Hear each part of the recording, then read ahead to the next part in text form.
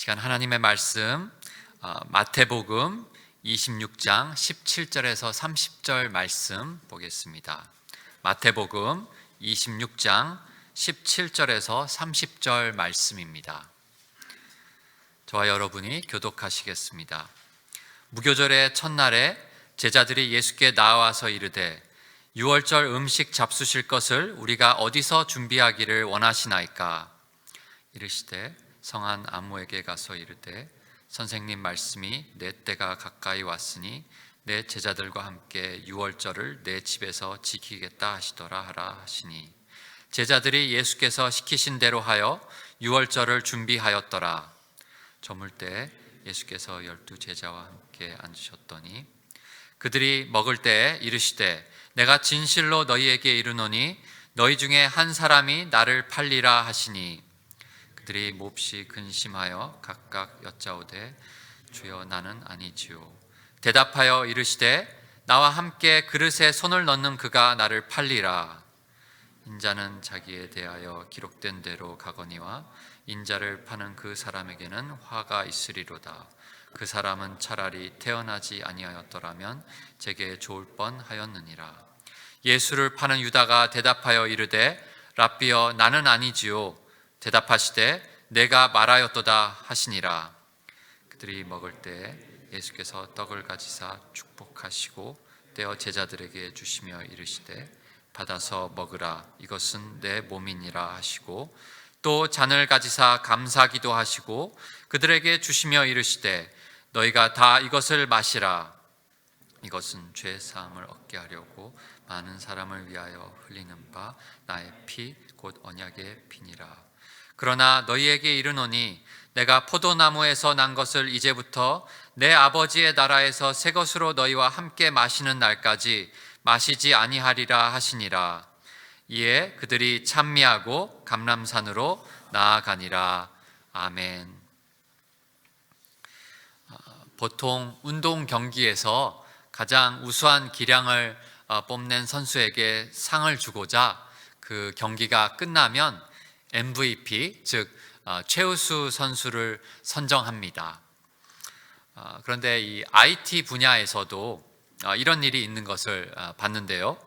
세계적인 그 컴퓨터 소프트웨어 회사인 마이크로소프트사의 MVP 제도라는 것이 있습니다. 전 세계에서 이 IT 분야에 독보적인 실력을 갖추고 있으면서 동시에 그 기술을 혼자만 알고 있는 것이 아니라 그 기술이 필요한 사람들에게 아낌없이 나누어 주고 또 공동체의 성장에 기여하는 사람들을 MVP로 선정을 합니다. 이 매니저는 이러한 사람들을 찾아내어서 이들이 더욱 훌륭한 커뮤니티 리더십을 발휘할 수 있도록 돕는 역할을 하게 됩니다. 소위 커뮤니티 리더를 이 마이크로소프트사가 먼저 찾아낸다는 이야기입니다. 매니저가 이러한 말을 합니다. 열심히 공부하는 사람들은 많습니다.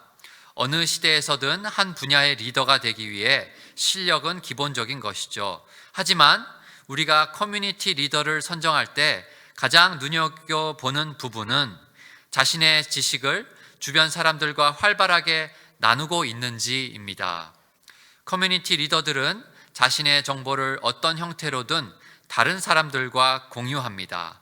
자신이 공부한 내용을 블로그에 친절하게 설명한다든지 영상으로 올린다든지 SNS를 통해 알리기도 하고 더 나아가 같은 내용을 공부하는 사람들을 모아서 커뮤니티를 만들어 강의를 하기도 합니다. 네, 기술이 발달하면서 참 리더의 모습도 다양하게 나타나는구나 그런 생각을 했습니다. 2000년 전으로 돌아가서요. 예수님이 제자들을 가르치는 모습을 보면 예수님도 커뮤니티 리더로서 제자들에게 이 복음을 모든 수단을 동원하여서 알려주신다는 생각이 듭니다. 비록 그 당시에는 스마트폰 등의 전자기기가 없었지만 그분의 말씀으로 그리고 삶으로 아니 모든 일상의 소재들이 다 복음을 전하는 수단이 되지 않았나 싶습니다. 오늘 본문은 이 무교절의 첫날에 있었던 사건입니다. 이 6월절과 무교절에 대해서 한번 그 설명이 필요할 것 같은데요. 출애굽기 12장에 보면 첫 번째 6월절을 어떻게 드렸는지 자세히 나와 있습니다. 이스라엘 백성들이 그 애굽에서 종살이하던 시절이 있었습니다.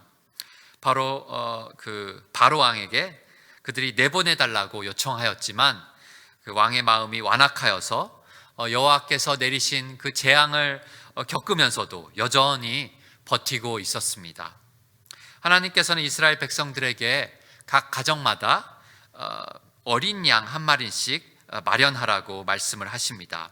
흠이 없는 1년 된 수컷으로 양이나 염소 가운데 골라야 합니다.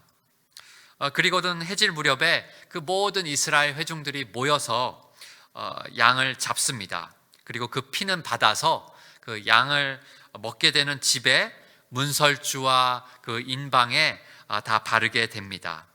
그날 밤 그 고기를 불에 구워서 먹습니다. 그리고 누룩을 넣지 않은 빵과 쓴나물을 곁들여서 먹게 되는데요. 머리와 다리, 내장 할 것 없이 모두 불에 구워서 먹어야 합니다. 그 어느 것도 다음날 아침까지 남겨두어서는 안 됩니다. 남은 것이 있으면 다 불에 태워버려야 합니다.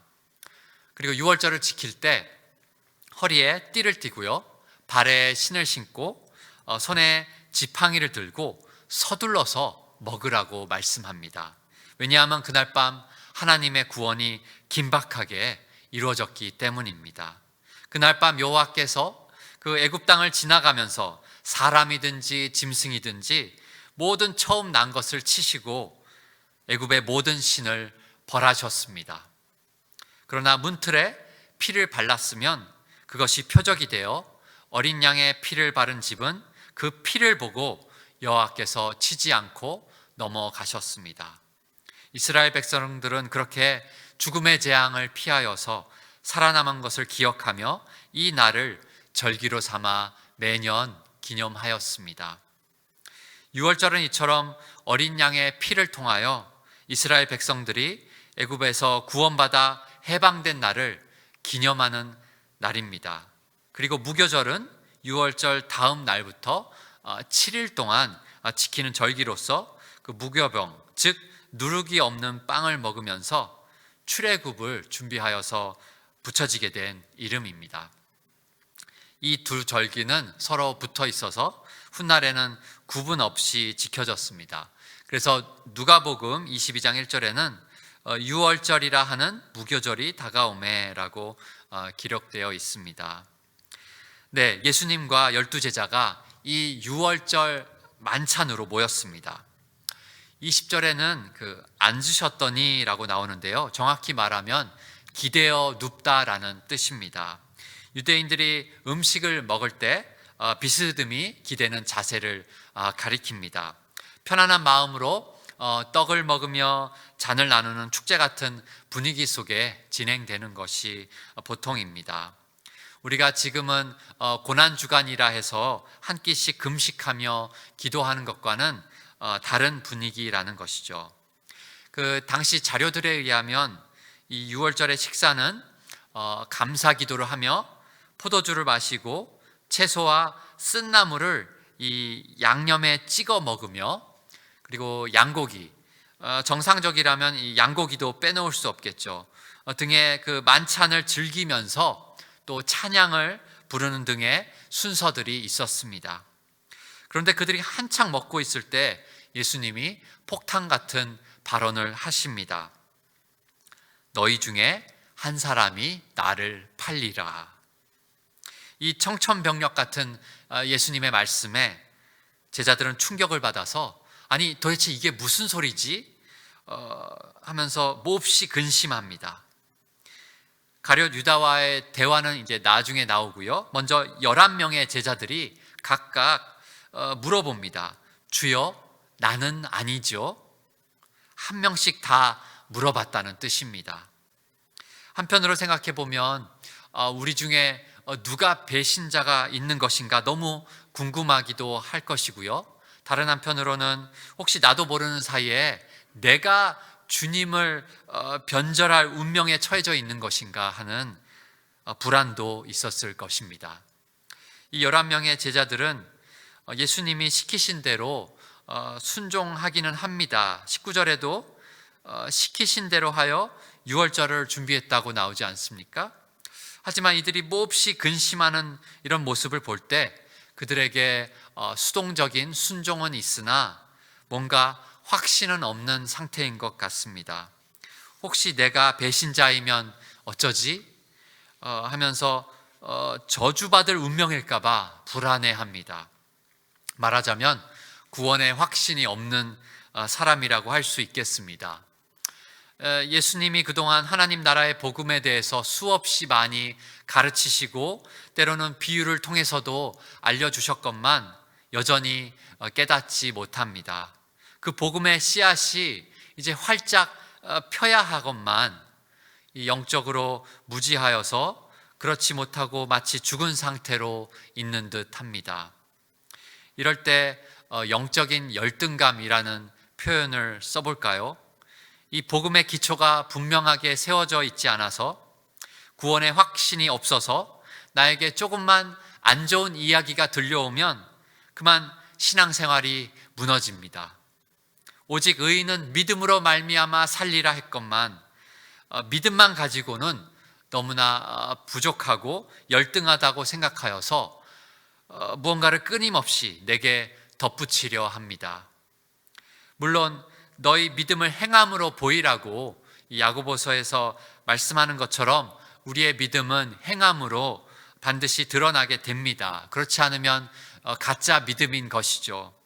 그런데 제가 언급하고 싶은 문제점은 믿음으로 구원받는다는 것을 온전히 이해하지 못하고 받아들이지 못하여서 나 자신의 구원에 대한 열등 의식이 있는 경우입니다. 그래서 예수님이 너희 중에 누가 나를 팔리라 했더니만 하나같이 다들 주여 나는 아니죠 하면서 안절부절하는 모습을 보입니다. 예수님의 이 한마디 때문에 나는 구원 못 받는 것인가 하는 지경에 이르렀습니다. 목회자들도 그럴 수 있습니다. 어떤 목사님이 이런 비슷한 말씀을 하셨는데요. 설교로 의로워지려는 자는 설교할 때마다 죽을 것이다. 이해가 되십니까, 여러분? 의인은 없나니 하나도 없습니다. 그리고 오직 믿음으로만 의롭다함을 받습니다. 사도 바울을 통해서 로마서에게 줄기차게 복음에 대해서 말씀하신 바이죠. 그런데 설교자도 오직 믿음으로 말미암아 살리라 하며 나아가야 하는데 설교로 의로워지려는 자는 그때마다 살기는커녕 죽을 것이다 라는 말입니다. 제 모습을 보게 되었습니다. 어떻게든 설교 한번 잘해보려고 하는 마음이 있는데 그것이 혹시 이런 경우에 해당하지 않나 돌아봤습니다. 설교는 하나님이 제게 허락하신 사역 중에 하나인데 당연히 최선을 다해야 하며 끊임없이 노력을 해야 합니다. 하지만 이 한 번의 설교로 의로워지려 하며 나 자신을 드러내려 하고 나는 의롭다 그렇게 주장하는 순간 저는 끝입니다. 종말에 주님 앞에 나아가 결산을 받을 때 죽은 목숨이라는 것입니다. 예수님이 너 강단에 올라가서 도대체 뭐 했냐? 예수님이 그렇게 물어보실지 모르겠습니다. 우리는 우리에게 맡겨주신 어떤 일로 의로워지려 해서는 안 됩니다. 내 한계 속에 더 깊은 열등감에 빠져서 하나님의 일을 포기할 수밖에 없습니다. 교사로 또는 어떤 모양의 봉사를 하시든지 결코 그것으로 여러분이 주님 앞에 의롭다함을 얻는 것이 아닙니다. 어떤 행위로도 하나님 앞에서는 완전하지 못하고 죄를 없애기에는 턱없이 부족합니다. 요즘 코로나 사태로 위축되어 있는 분들이 많이 계시는 줄로 압니다. 전 세계에 걸쳐서 몇 명이 죽었다 이런 뉴스를 보고 나면 이 가족에 대한 걱정과 또 나 자신에 대한 어떤 그 죽음에 대한 공포가 밀려오기도 합니다. 네, 그럴 수 있습니다. 하지만 이때 진짜 믿음이 드러납니다. 나는 정말 믿음 하나 가지고 구원받는 것인가? 나는 도대체 무엇을 믿는 것인가? 내 믿음은 진짜인가? 내 신앙생활은 너무나 부족했는데 지금 뭔가 다른 거를 덧붙여야 하는 것인가? 혹시 이러다 구원 못 받는 것은 아닌가? 이렇게 하다 보면 나 자신이 초라해집니다. 너무 나약해집니다. 계속해서 은퇴 후에 내 삶은 어떨 것인가? 건강은, 재정 상태는 괜찮을까? 자녀들의 진로와 또 결혼은 잘 풀릴 것인가? 부모님은 이 코로나 사태를 잘 견뎌낼 것인가? 등등의 근심 속에 더 깊은 어떤 영적 열등감에 빠질 수가 있습니다. 그런데요, 정반대의 경우도 있습니다. 영적인 우월감에 사로잡힐 수 있다는 것이죠. 예수님을 팔아넘긴 유다의 경우가 여기에 해당되는데요. 25절에 랍비여 나는 아니지요. 이렇게 유다는 뻔뻔스럽게 아닌 척을 합니다. 그는 예수님은 내 음모를 모르실 거야 라는 생각으로 양심의 가책도 없이 파렴치하게 자신의 배신을 부인합니다. 그는 예수님이 내 때가 가까이 왔으니 라고 하셨지만 점점 그분이 자기의 기대와는 다른 방향으로 나아가시자 주님을 팔아버렸습니다. 영혼 깊은 데까지 뿌리내린 그의 교만함 때문에 예수님보다 자신을 우월하게 생각한 것입니다. 그에게는 예수님 같은 구원자는 필요 없다라는 것입니다. 이것을 어떻게 알 수 있을까요? 이 마태는 의도적으로 11명의 제자들과 유다가 예수님을 부를 때 다른 호칭을 쓰고 있는 점을 부각시킵니다. 아까 다른 모든 제자들은 11번에 걸쳐서 주여라고 예수님을 불렀습니다. 이 퀴리에라는 단어는 주인 또는 왕 또는 하나님을 지칭할 때 쓰입니다. 다른 제자들은 예수님을 다 주님으로 하나님의 아들로 인정하고 그렇게 불렀지만 가룟 유다는 그렇지 않았습니다. 그는 랍비여 이렇게 불렀습니다. 그냥 일반적인 선생님 또는 율법 선생 정도로 인정할 뿐이었습니다. 마태복음 전체를 봐도 동일합니다. 다른 제자들은 한 번도 예수님을 랍비라고 부른 적이 없습니다. 늘 주님으로 불렀습니다. 그러나 유다는 랍비라고 부르며 나중에 예수님을 팔아넘기는 그 순간에도 랍비여 안녕하시옵니까 하고 입맞추며 인사를 한 배신자였습니다. 유다는 예수님이 자기 백성들의 구속을 위해 이제 어떤 일을 하셔야 하는지 도무지 이해하지를 못했습니다. 예수님은 그가 기대했던 메시아의 모습이 아니었습니다. 어린 양으로 죽으러 오신 예수님의 그 십자가 복음은 그에게 잘 들리지가 않았습니다. 오늘날에도 이 영적인 우월에 빠진 사람들은 교회를 다니다 말고 교회를 공격하기도 합니다. 은혜가 안 된다, 희망이 안 보인다라는 부정적인 말을 합니다. 코로나 사태로 인해서 그리고 선거를 앞두고 많은 사람들이 교회를 욕합니다. 그러나 교회가 없으면 희망이 있습니까? 선거 때마다 모든 정치인들이 자기를 찍으면 그리고 자기 정당에 투표하면 새로운 세상이 펼쳐질 것처럼 이야기를 합니다. 정치나 경제 시스템을 바꾸면 또는 교육 제도를 개혁시키면 우리가 조금 더 나은 인간이 되겠습니까? 그렇지 않습니다. 팀 켈러 목사님의 책에 이렇게 적혀 있는데요. 제가 한번 읽어보겠습니다. 이 정치가들에 따르면 사회 구조나 교육을 바로잡으면 인간 사회가 나아질 수 있다고 한다. 하지만 과연 자본주의나 사회주의를 통해 인간이 더 나아졌는가? 사회 구조가 바뀌어도 인간의 악한 마음은 상관없이 겉으로 드러났다. 정치도 역시 외적 해법이다. 정치로는 인간의 마음을 바꿀 수 없다. 네, 우리가 사용하는 수많은 외적인 해법, 정치적인 메시아를 추구하든 경제적인 구세주를 추구하든 그 어느 것으로도 인간을 그 뿌리 깊은 죄성에서 건져낼 수 없다는 이야기입니다. 이처럼 영적인 우월과 열등의식 모두 다 우리의 심각한 문제입니다. 이 두 부류의 사람들과 함께 계신 예수님은 과연 이들을 어떻게 다루실까요? 예수님은 이들에게 자신의 복음을 명확하게 설명하며 보여주시려 합니다.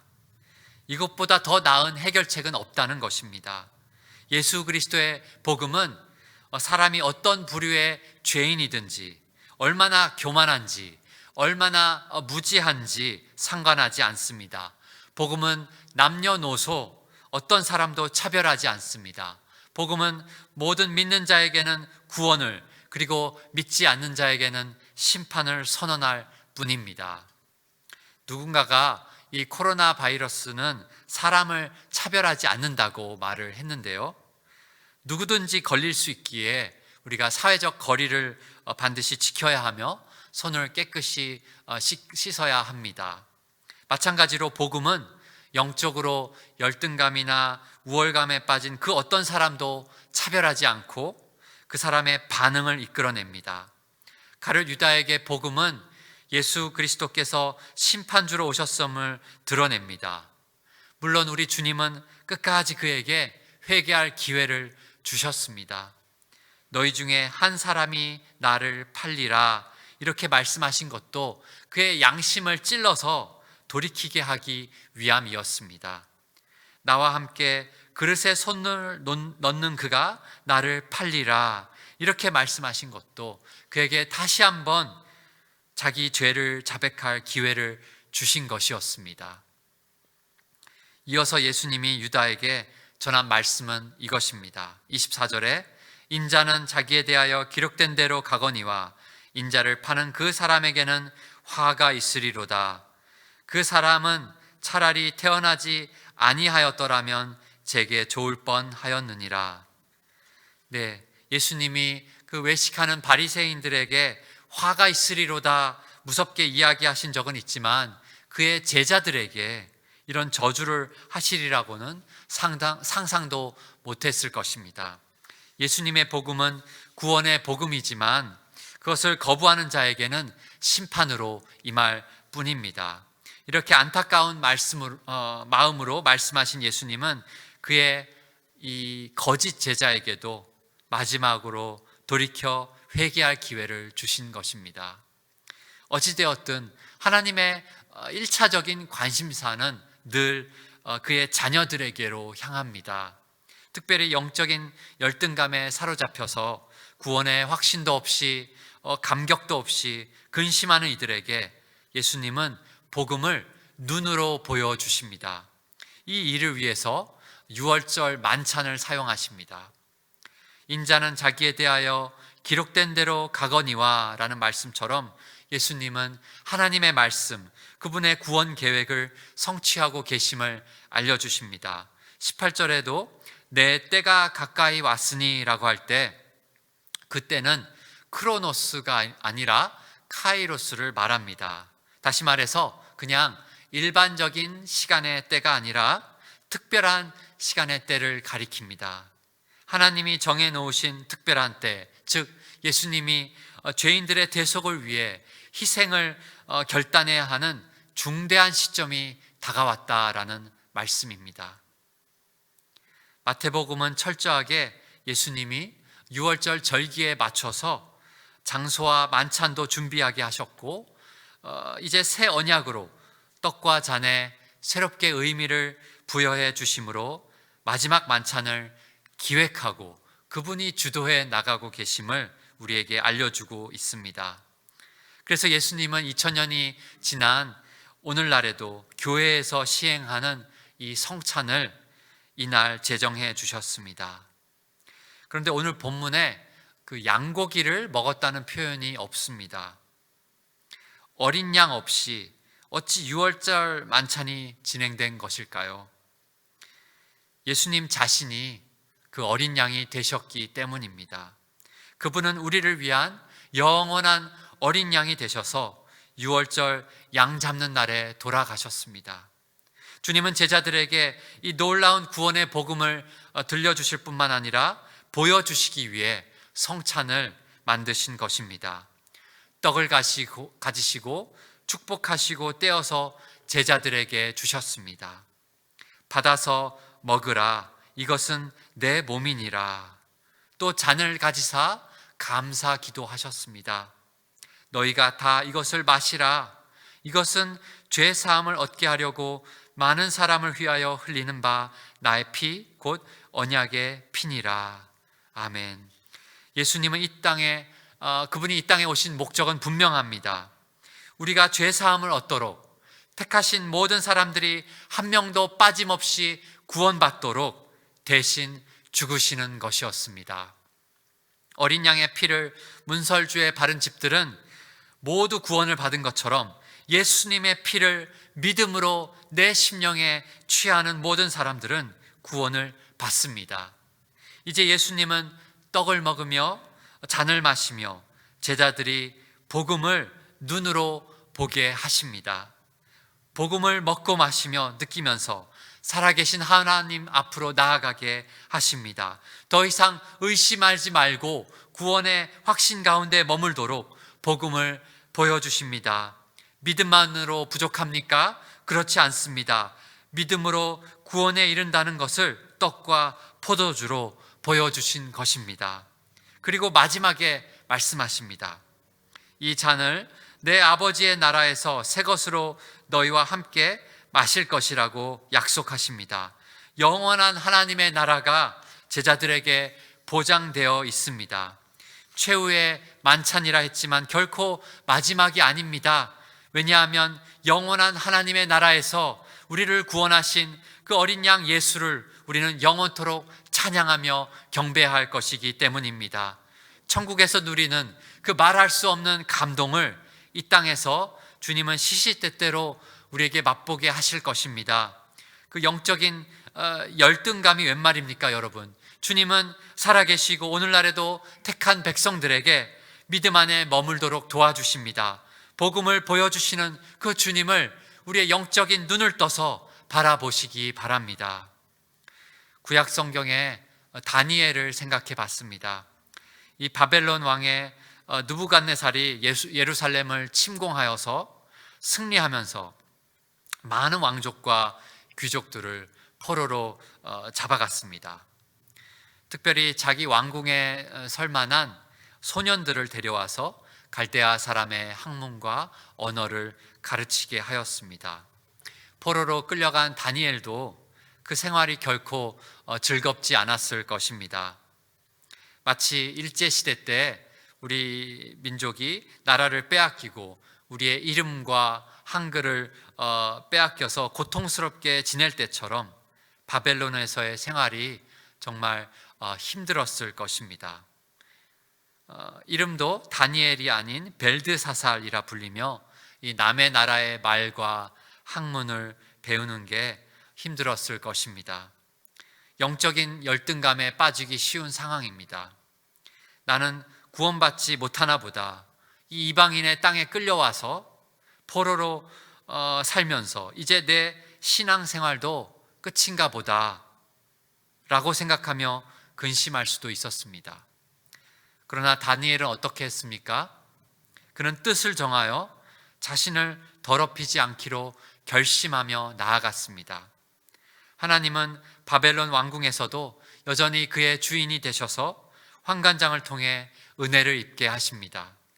하나님은 다니엘이 왕의 음식을 거절하고 채식만 했을 때에도 얼굴이 더욱 좋아 보이게 하셨습니다.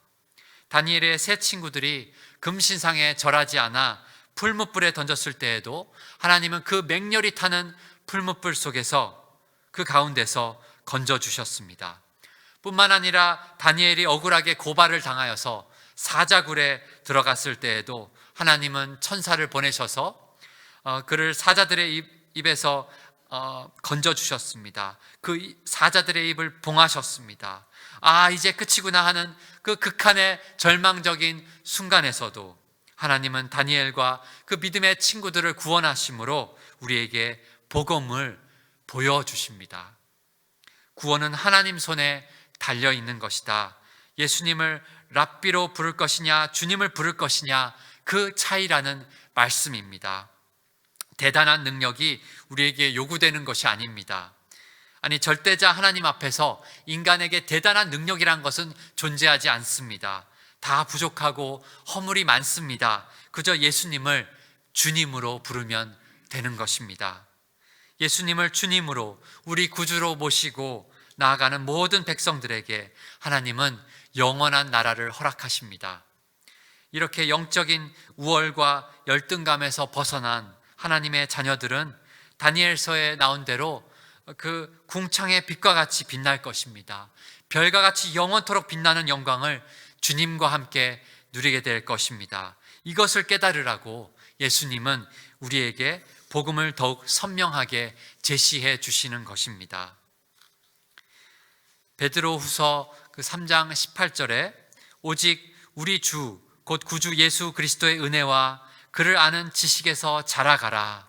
영광이 이제와 영원한 날까지 그에게 있을지어다. 이렇게 말씀했는데요. 정말 이 말씀대로 우리의 믿음의 눈을 떠서 복음을 눈으로 보며 그 은혜와 지식 안에서 자라가기를 원합니다. 얼마 전에 오늘이라는 예배라는 제목의 책을 읽었는데요. 이 저자는 일상의 그 모든 활동 속에서 주님을 만나려고 애쓰는 사람이었습니다.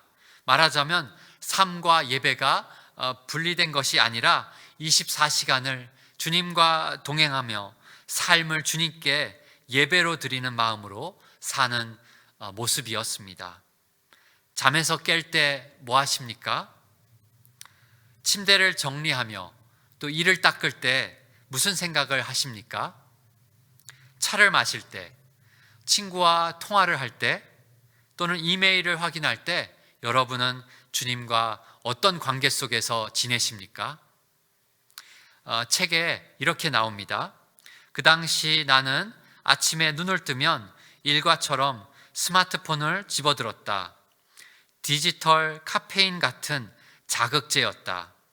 침대에서 나오기 전 나는 이메일을 확인하고 뉴스를 읽고 페이스북이나 트위터를 훑어보았다. 중략을 하고요. 테크놀로지가 하루 중 비어있는 모든 순간을 채우기 시작했다. 이 부분을 읽으면서 저는 많이 반성을 했습니다.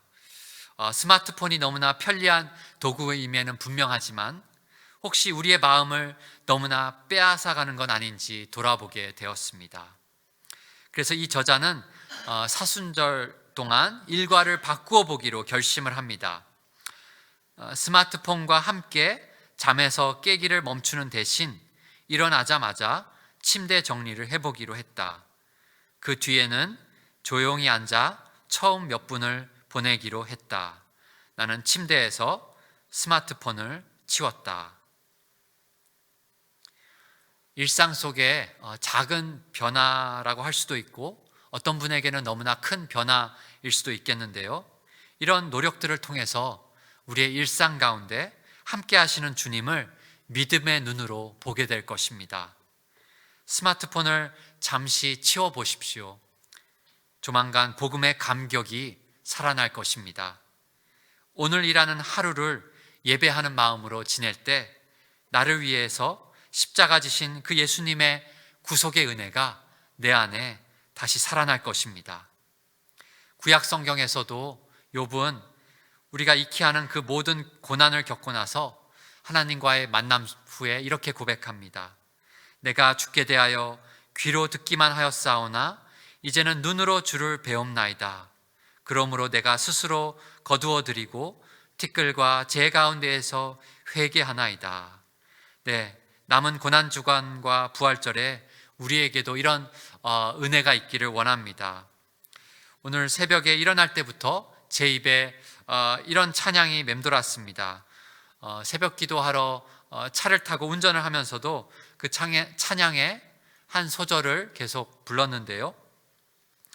메시아 때 늘 듣는 찬양입니다. 우리를 위해 나셨다. 우리를 위해, 우리를 위해. 이 부분인데요.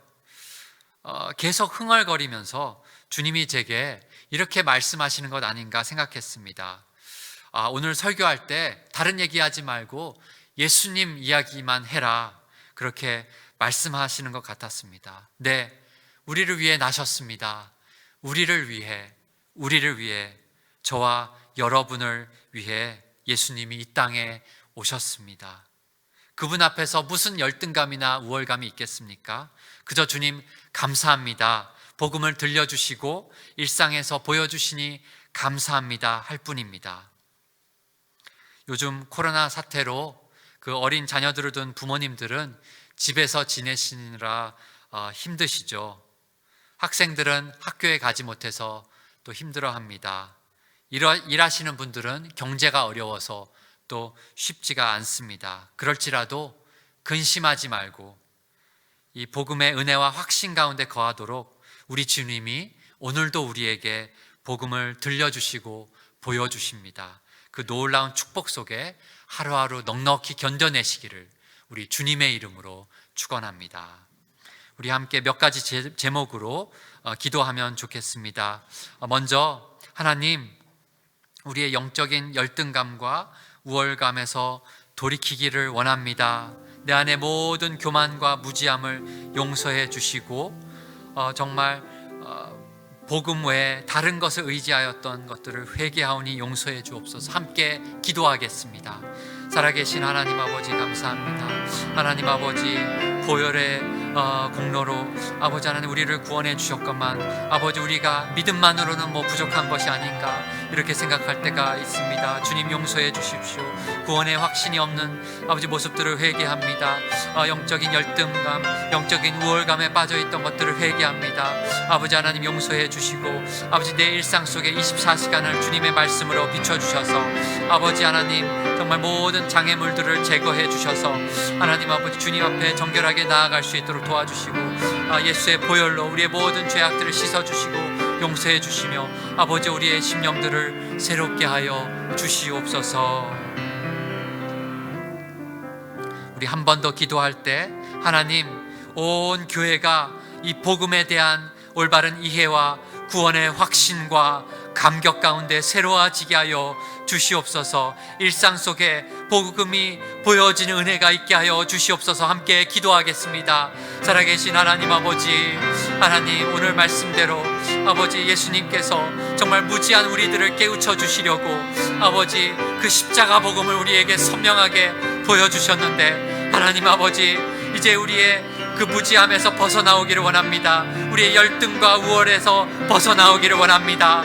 아버지 하나님 특별히 이 고난주간 금식 기도와 아버지 예배 가운데 하나님 특별한 은혜를 부어주셔서 아버지 하나님의 그 구원의 감격이 새로워지게 하여 주시고 구원의 확신과 하나님 주시는 놀라운 은혜 가운데 머무르는 저희들 될 수 있도록 인도하여 주시옵소서. 아버지 뿐만 아니라 예배와 우리의 모든 일상이 그렇게 하나님의 복음으로 새로워지게 하여 주시고 하나님의 그 은혜로 말미암아서 아버지 우리가 담대하게 아버지 이 모든 고난들을 견뎌나가며 나아갈 수 있도록 아버지 인도하여 주시옵소서. 하나님 부어주시는 그 놀라운 하나님 나라의 축복 가운데 아버지 더욱더 기도에 매진하는 저희들 될 수 있도록 온 교회 가운데 기도의 영을 부어주시옵소서. 성령을 부어주시옵소서. 119 기도 가운데 은혜를 부어주셔서 온 가족이 온 교회가 합심하여 기도하며 하나님 그 부어주시는 특별한 은혜를 맛볼 수 있도록 인도해 주시옵소서. 우리 마지막으로 기도할 때 우리 나라와 민족을 위해서 한번 뜨겁게 기도했으면 좋겠습니다. 하나님 우리나라를 불쌍히 여겨 주시옵소서. 속히 코로나19가 종식되게 하여 주시옵소서. 우리의 일상들이 회복되게 하여 주시옵소서. 한국 교회가 회복되게 하여 주시고 이제 다음 주에 총선이 있는데 하나님 마음에 합한 사람이 선출되어서 이 나라를 올바른 방향으로 이끌어가게 하여 주시옵소서. 우리 나라와 민족을 생각하면서 한번 뜨겁게 기도하겠습니다. 살아계신 하나님 아버지, 우리 나라를 위해서 기도합니다. 주여 하나님, 이 나라에 정말 어디에 소망이 있습니까? 아버지, 우리나라를 불쌍히 여겨 주시옵소서. 아버지, 어둠 가운데 있는 이 나라를 긍휼히 여겨 주시고, 아버지, 한국 교회를 통해서 하나님의 빛과 소금이 전파되도록 우리 주님 역사해 주시옵소서. 아버지, 속히 이 코로나 확산이 종식되게 하여 주시옵소서. 아버지 하나님, 우리의 일상들을 회복할 수 있도록 도와주십시오. 우리의 경제가 회복되게 하여 주십시오.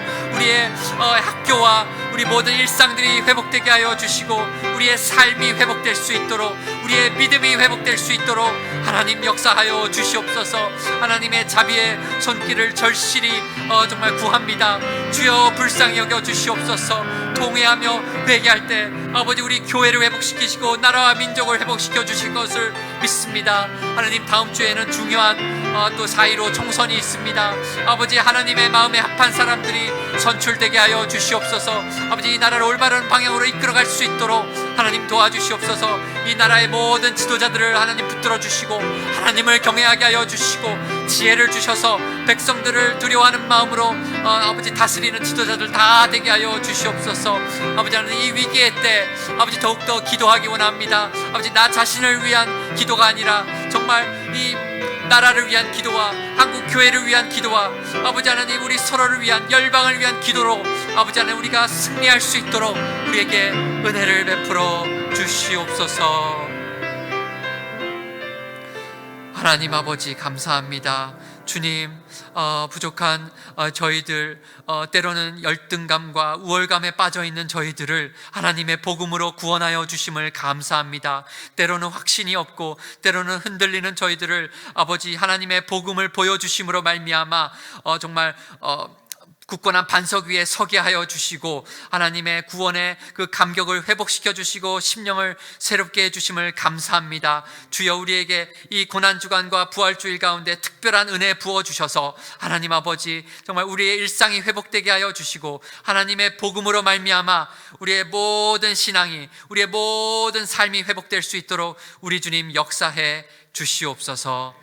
이제는 우리 주 예수 그리스도의 은혜와 하나님의 사랑과 성령의 교통하심이 고난 중에도 복음으로 견뎌내고 승리하기를 원하는 우리 모든 심령들 위해 이제부터 영원토록 함께 하시기를 간절히 축원하옵나이다. 아멘.